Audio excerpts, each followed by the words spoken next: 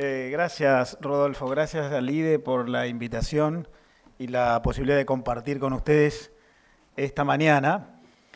Me han convocado a, en 15 minutos, compartir con ustedes algunas ideas, algunas reflexiones sobre dos palabras mágicas, contexto y escenarios. Así que traje una presentación en la que voy a apoyarme para ir desarrollando con ustedes algunas ideas concretas, shots, que, dado que no tenemos mucho tiempo y porque además sé que todos ustedes son gente muy informada, pretende reafirmar lo que entiendo que son los escenarios, el contexto en el cual nos desenvolvemos en el plano internacional, el mundo y los negocios, y hacia dónde podemos aspirar a movernos.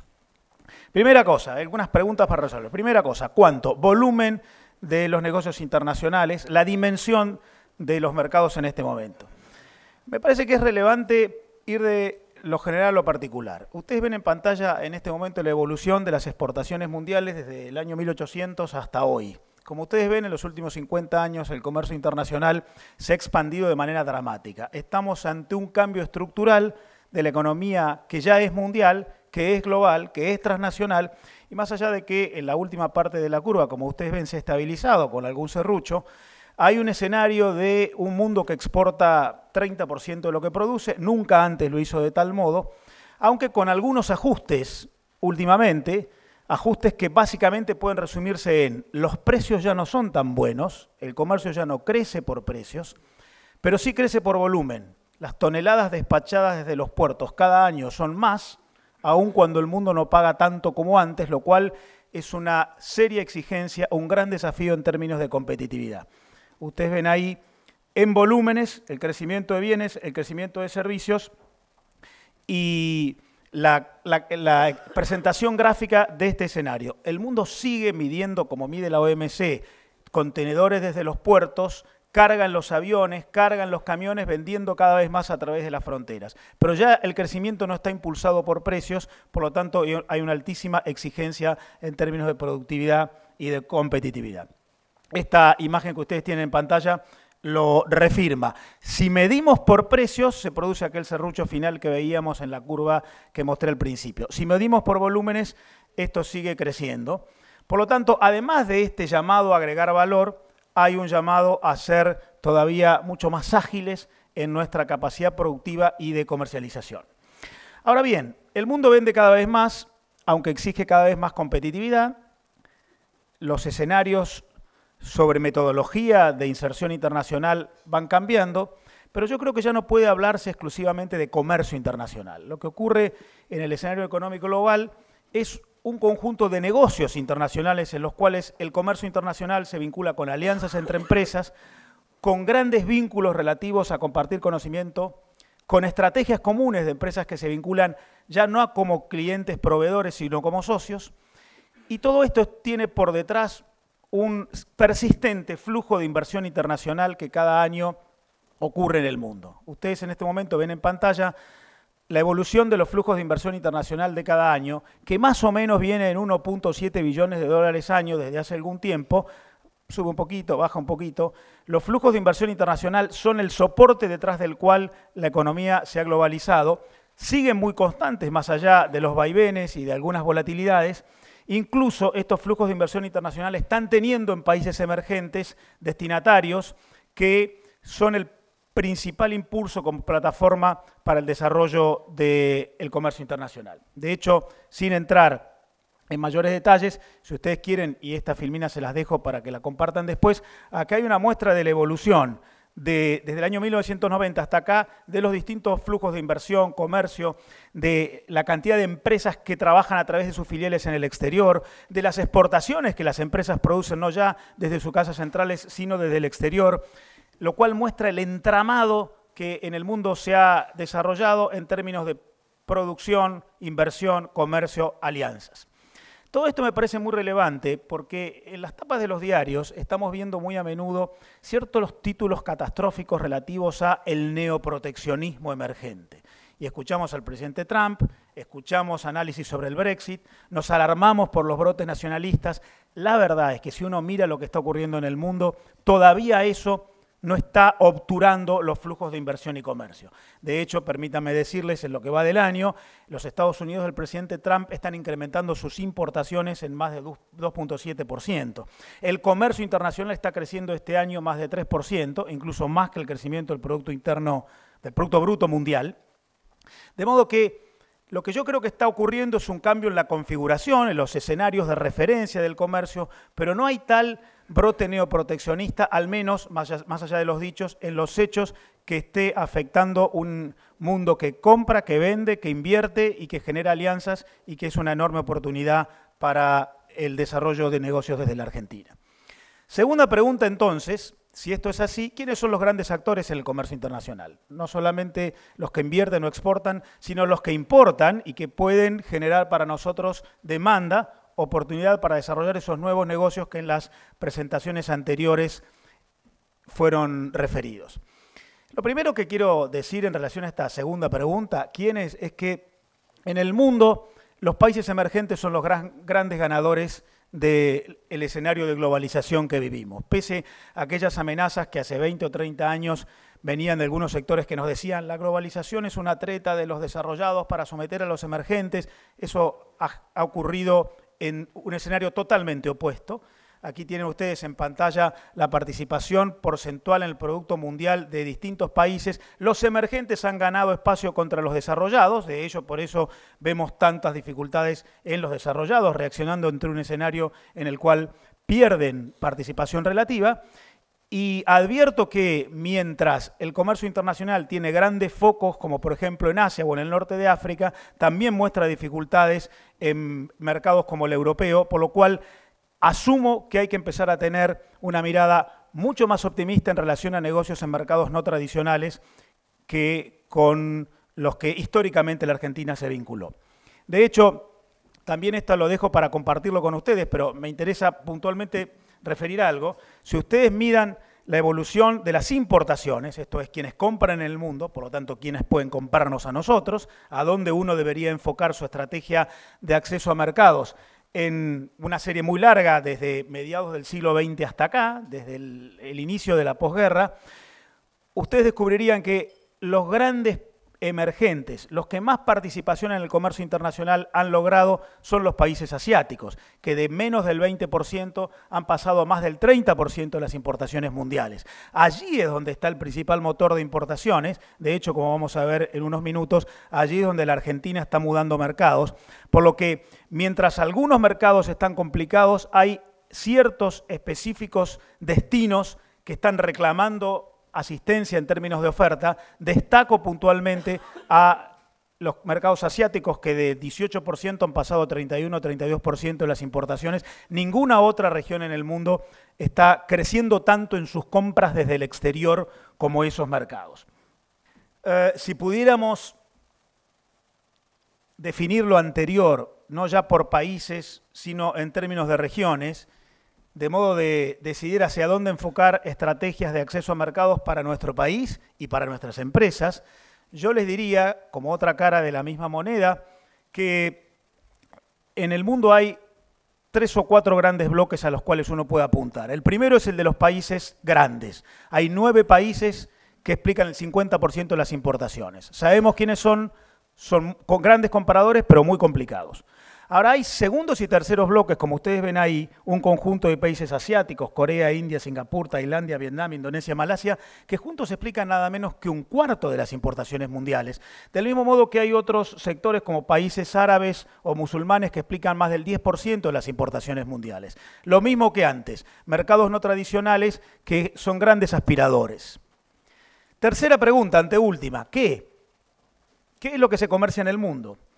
Y en esto va un poco alguna referencia relativa a eso de asistir al supermercado del mundo. La verdad es que si uno mira qué es lo que se comercia en el mundo, descubre que por lejos el principal componente del comercio internacional son los bienes intermedios. La globalización productiva, la generación de cadenas globales de valor, lo que ha hecho es que el mundo venda bienes intermedios para la deslocalización productiva, para el ensamblaje a través de las fronteras de cadenas multinacionales productivas. Aún en el comercio internacional, la principal oportunidad está en la generación de insumos de valor para el abastecimiento de procesos productivos que terminan más allá de las fronteras. Dentro de eso, si desagregamos cuáles son los productos que más se comercializan en el mundo, veremos que en el medio, allí en esa lista aparecen los alimentos, producto relevante, en el medio de los principales productos, pero también hay una enorme cantidad de bienes que son insumos para la producción alimenticia, por ejemplo los químicos, que dentro de este gran conjunto de principales componentes, los bienes intermedios, están reclamando una participación que la Argentina puede dar. De hecho, la Argentina hoy es básicamente un exportador de bienes intermedios, de insumos, no de bienes primarios, aunque tampoco de bienes finales, por lo que allí está el principal componente de las exportaciones en el mundo. Claramente, refiriéndonos a la cuestión del comercio internacional de agroproductos, hay un crecimiento marcado. Allí ven ustedes las curvas de distintos productos primarios. Todo esto nosotros lo sabemos, la Argentina lo está aprovechando y hay además una previsión de incremento del comercio de alimentos en la medida en que es el menos susceptible de ser afectado por flujos de volatilidad, ya sea geopolíticos, financieros o incluso regulatorios. Y la ventaja que tiene la Argentina es que exporta en más del 60% productos para abastecer esta demanda creciente y prevista. De hecho, como se ve en este momento en pantalla, la Argentina es el 10º principal exportador de agroproductos en el mundo. Es el único rubro en el cual estamos en el top 10. Está bien que esto incluye a la Unión Europea como mercado conjunto, como mercado único. No hay ninguna otra disciplina en la cual nosotros podamos estar en el mundo en la lista de los 10 principales. De hecho, ahí incluso hay otros mercados emergentes con los cuales podemos generar alianzas, inclusive el Brasil, que comparte con nosotros la asociación en el Mercosur. El principal aliado de nosotros es el crecimiento poblacional, y este crecimiento poblacional que incrementa la demanda de alimentos elaborados básicamente se está dando en mercados emergentes y especialmente en esos mercados asiáticos a los que yo pondría como principal objeto de cualquier estrategia comercial, productiva o de inserción en el mundo. La cuarta pregunta, ¿cómo hacemos esto? Porque a mí me habían pedido contexto y también escenarios.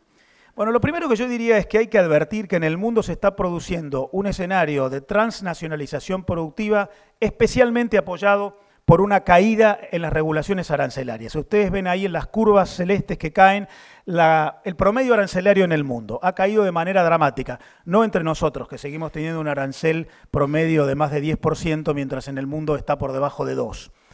Mientras en el mundo caen las trabas arancelarias en frontera, lo que sí crecen son las restricciones no arancelarias, las normas de calidad a las cuales hay que adaptarse por este nuevo escenario en el cual la complejidad ya no es cuantitativa, sino que es cualitativa. Esto está produciéndose dentro de un escenario de enorme crecimiento de acuerdos regionales entre países que disminuyen las cargas arancelarias en frontera, los tratados de libre comercio, mientras regulan entre ellos estándares comunes en materias no arancelarias. En el mundo hay, como ustedes ven en este momento, alrededor de 420 acuerdos regionales, tratados de libre comercio. La curva roja o la azul incluso están mostrando el incremento del stock de acuerdos vigentes cada año. Pese a los discursos proteccionistas, el año pasado se firmaron en el mundo 22 acuerdos nuevos entre países. Este fenómeno continúa y es ahí un llamado para la Argentina, que todavía está bastante lejos de lograr acuerdos de este tipo que permitan contribuir a la baja de los aranceles y regular en conjunto esa adaptación a la principal exigencia que es no arancelaria. Ahora, mientras en el mundo se firman acuerdos de libre comercio de manera creciente, vimos más de 400 según la OMC, también se firman acuerdos de protección de inversiones, que son más de 3.300 los vigentes, como muestra de la generación de un nuevo marco de referencia para que este conjunto de inversión, alianzas y comercio opere de manera sistémica e integral, sobre todo a partir de los grandes impulsores de esta revolución productiva global, que son las cadenas globales de valor. Grandes alianzas entre empresas impulsadas por las multinacionales, pero asistidas por muchas pequeñas y medianas, que abastecen en esta transnacionalización productiva la mayor demanda, la más calificada demanda de productos en el mundo. 1/3 de todo el comercio mundial es comercio intrafirma de las multinacionales, pero otro tercio de todo el comercio mundial es abastecimiento de las cadenas globales de valor a partir de empresas medianas y pequeñas que han logrado capacidad para insertarse en la medida que son parte de esos procesos de cadenas de valor. Ahora, en estas cadenas de valor, el principal motor de la generación de riqueza está en el inicio y en el final de los procesos productivos. Esta curva de la sonrisa que Stan Shih ha desarrollado y que dice, miren, la manufacturación tradicional genera cada vez menos utilidad, cada vez menos valor, una curva en la cual él describe que el proceso de manufacturación que está en el medio es el de menos utilidad, la ingeniería, la innovación, la invención en el principio, la distribución, la comercialización, el marketing en el final es el espacio en el cual más oportunidades hay para el desarrollo de la inserción, de la inmersión en las cadenas globales de valor. Para terminar, además me está amenazando el reloj aquí abajo. Primero, la Argentina está en un proceso de intención de revinculación con el mundo. Nuestras exportaciones son muy débiles, lo explicaba Gustavo recién. Ustedes ven en este momento en pantalla un proceso de debilidad persistente. Las expo argentinas apenas crecen 0,5% en el primer semestre del año. De hecho, con los malos resultados recientes incluso están creciendo 0%. Tienen esas exportaciones argentinas la necesidad de recuperar dinamismo. Cuando yo nací, la Argentina explicaba el 0,85 de todo el comercio mundial. Hoy explica el 0,35 de todo el comercio mundial. El principal componente de las exportaciones argentinas son las agroexportaciones, casi 2/3 del total. Es ahí donde más oportunidades hay para recuperar espacio. Sin embargo, como el comercio viene perdiendo participación relativa en nuestra economía, y esto lo muestra la pantalla en este momento, de aquel pico después de la devaluación, salida de la convertibilidad, el comercio no ha hecho más que perder participación relativa en el comercio internacional. Un modo de empezar a prever esa reconciliación con el mundo es avanzar en algo que ya está ocurriendo, que es la mudanza de mercados. Ustedes tienen en este momento en pantalla los principales mercados actuales para las exportaciones argentinas. Aquí hay novedades que explican aquello que yo mencionaba antes. Aparecen entre los principales destinos para la Argentina Vietnam, la India, Indonesia, Egipto, Argelia, mudanza de mercados que muestran que ya está empezando a producirse, aunque sea como esbozo, ese avance hacia esos nuevos mercados que en el mundo están generando oportunidades y que es lo que yo recomiendo que intensifiquemos para acompañar este proceso de recuperación. Para eso, desde el punto de vista cualitativo, una manera de lograrlo es mejorar el ingreso en esas cadenas de valor de las que yo hablaba antes, que explican el 80% del comercio mundial. La Argentina, lo explica la UNTAD en este gráfico, es el país de la región con menor incidencia de sus exportaciones en el ingreso en las cadenas globales de valor. Todavía vendemos a la vieja usanza de operaciones spot y no a través de vínculos sistémicos repetitivos constantes de empresas que se vinculan a través de mecanismos integrales y no de operaciones aisladas. Por lo tanto, y para terminar, para acompañar este recrecimiento del comercio internacional, para la reinserción de la Argentina en el mundo, yo creo que hay 3 desafíos marcados. Uno, avanzar en la corrección macroeconómica que el gobierno tiene en agenda y que claramente está iniciándose.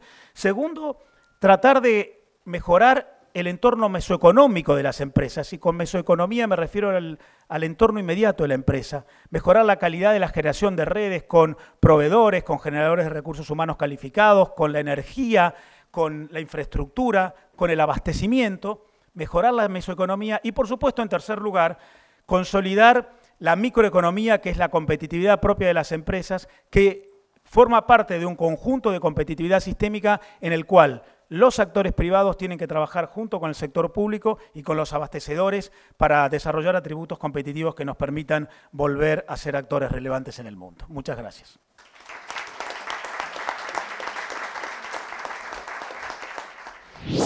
Quien es líder participa.